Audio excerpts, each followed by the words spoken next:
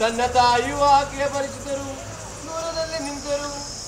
ಆಕೆಯು ಬಹಳ ದುಃಖದಿಂದಲೂ ಸಂಕಟದಿಂದಲೂ, ನನ್ನ ಮಗನೇ ನೀನು ಎಲ್ಲಿ ಹೋಗುತ್ತಿ, ನನ್ನ ಮಮತೆಯಾದ ಮಗನೇ ನೀನು ಎಲ್ಲಿ ಹೋಗುತ್ತಿ, ಇವರು ನಿನ್ನನ್ನು ಎಲ್ಲಿಗೆ ಕೊರಲೈದು ಹೋಗುತ್ತಾರೆ ಎಂದು ಪಾರಿವಾಳದಂತೆ ಕೂಗಿ ಅಳಲು ಪ್ರಾರಂಭಿಸಿದಳು.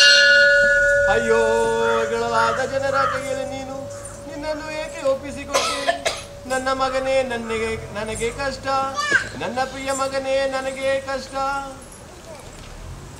ಇಂದು ನಿನಗೆ ಏನು ಸಂಭವಿಸಿದು?